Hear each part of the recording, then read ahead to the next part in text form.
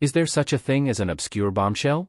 But perhaps a sensational claim casually dropped by a PA leader in parliament and just as casually refuted by the Malaysian Anti-Corruption Commission the very same day came close. On Monday, Awang Hashim, the MP for Penang had claimed that RM94 million in cash was found in the home of a former minister from DAP. The PA politician even went so far as claim the information came direct from the horse's mouth, Azam Baki, the chief commissioner of the MACC.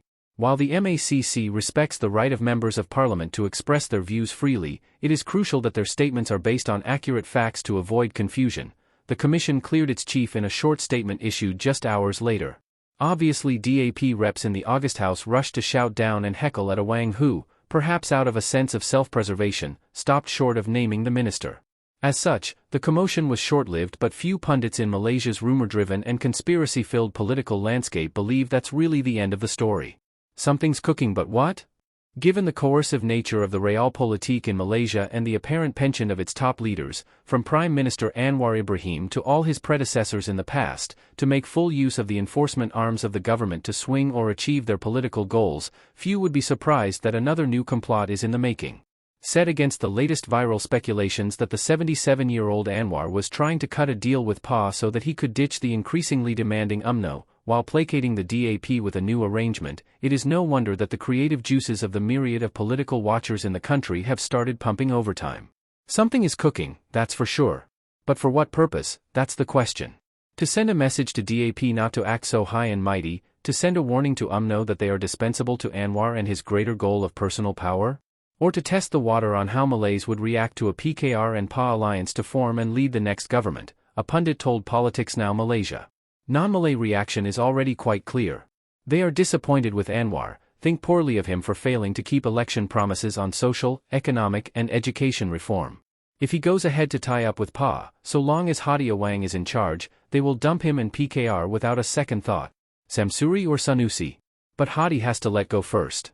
Ironic as it may be, non-Malays, especially the Chinese, used to be quite sympathetic to the PA cause of putting Islam above all else, including humanity. Although of what use is a religion if there are no humans left to follow it still remains unclear.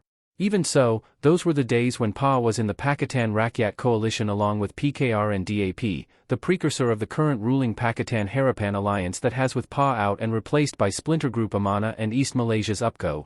Those were also the days when PA was led by the kindly Nik Aziz, who portrayed a much more moderate and acceptable brand of Islam as far as the non-Malays were concerned.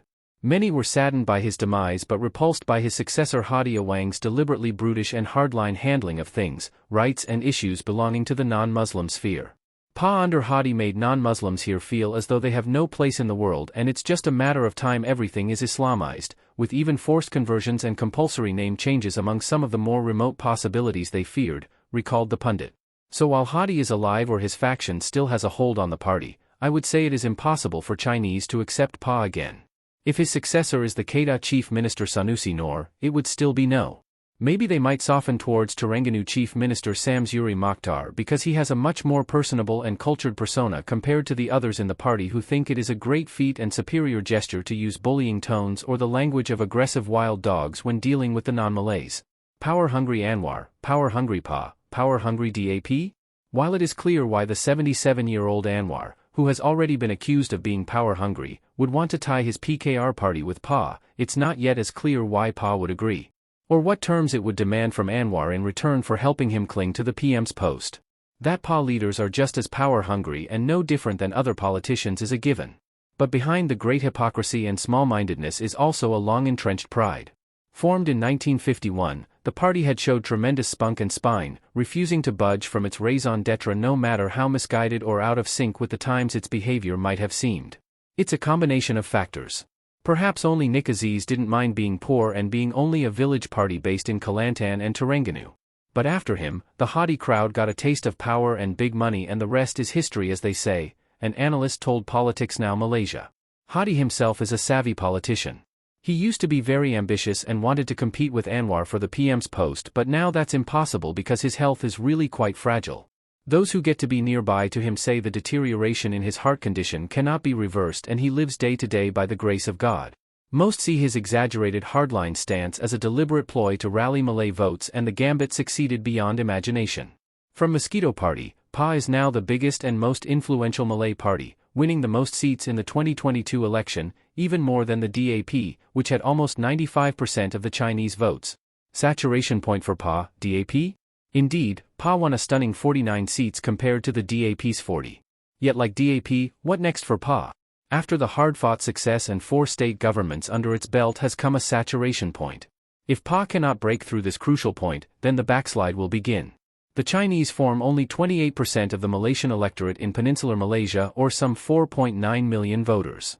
Yet because they chose to rally behind the DAP, their might can be felt due to their focus. As for PA, it captured a 54% of the Malay vote in the peninsula together with ally Bersatu. What goes up must come down unless PA decides to refuel, but what fuel should it take? That's the soul searching in PA. Should they stay uncompromising and wait for more Malays to come to their fold?